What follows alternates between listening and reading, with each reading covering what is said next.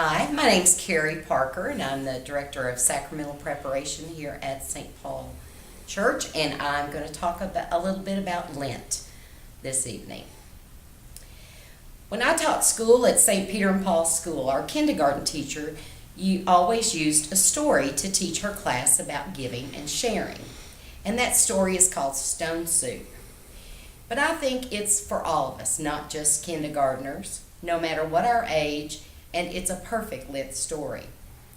God asks us to take the 6 weeks before Lent and take stock of our lives, asking ourselves, is our life balanced? Are we self-centered or self-giving?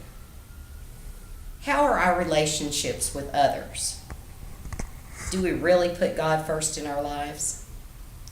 Through prayer, fasting, and almsgiving, we can relearn what it means to be a follower of Christ and a true child of God. So here's the story.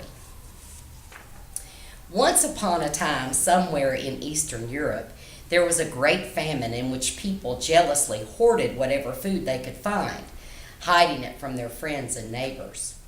3 soldiers trudged down the road in a strange country. They were on their way home from the war. Besides being tired, they were very hungry, and they hadn't eaten for 2 days. One said, "I would like a good dinner tonight." The other said, "and a bed to sleep in." "But that's impossible. We're in the middle of nowhere." Suddenly, they saw the lights of a village, and they thought, maybe we'll find a bite to eat and a bed to sleep in. Now, the peasants in the village, they feared all strangers. When they heard that 3 soldiers were coming down the road, they talked among themselves. "Soldiers are always hungry, but we have so little food for ourselves." So they hurried off to hide all their food. They hid the barley in the haylofts, and carrots under quilts, and buckets of milk down in the wells. They hid all they had to eat, and then they waited. The soldiers stopped at the first house. "Good evening to you," they said. "Could you spare a bit of food for 3 hungry soldiers?" "Oh," the residents lied, "we have no food for ourselves. It's been a very poor harvest."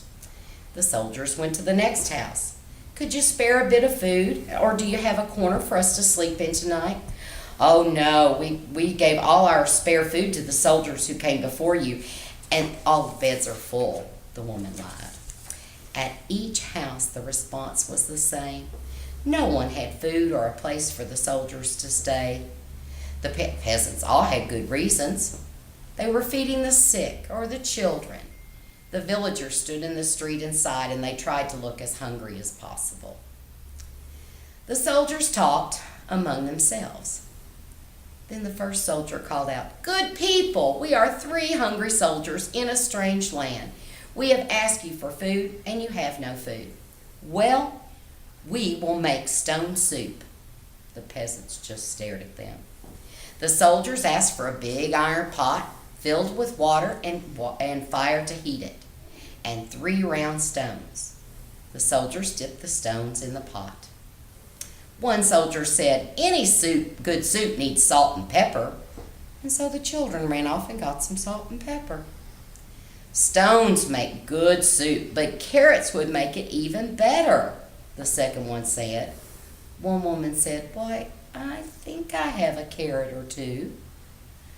"A good stone soup should have some cabbage, but no use for asking for what we don't have."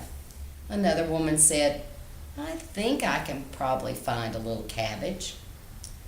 The third soldier said, "If we only had a bit of beef and some potatoes, the soup would be fit for a rich man's table." The peasants thought that over, and then ran to fetch what they had hidden in their cellars. A rich man's soup, and all from 3 round stones. It was like magic.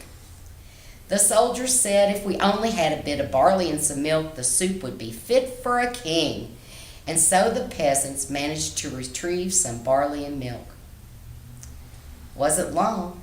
The cooks yelled, "The soup is ready, and all will taste it.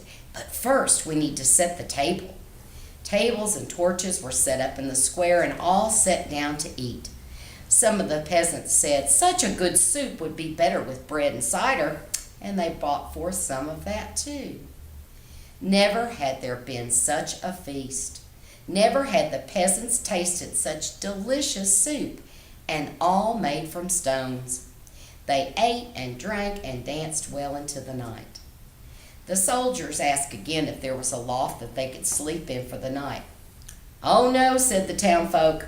"You wise men must have the best beds in the village." So one soldier spent the night in the priest's house, one in the baker's house, and one in the mayor's house. In the morning, the villagers gathered to say goodbye. "Many thanks to you," the people said, "for we shall never go hungry again, now that you have taught us how to make soup out of stones." So what did we learn from our story? Well, I hope we learned about almsgiving. If we give a little, we'll all have plenty. And I hope we learned about relationships. We need to welcome strangers into our lives. They may have some important things to teach us. And I hope the story changed our hearts. We need to be open to new ideas, that if we keep doing things over and over the same way, we get the same results. And finally, I hope we learned to be hopeful Christians, to be hopeful and joy-filled in our daily lives.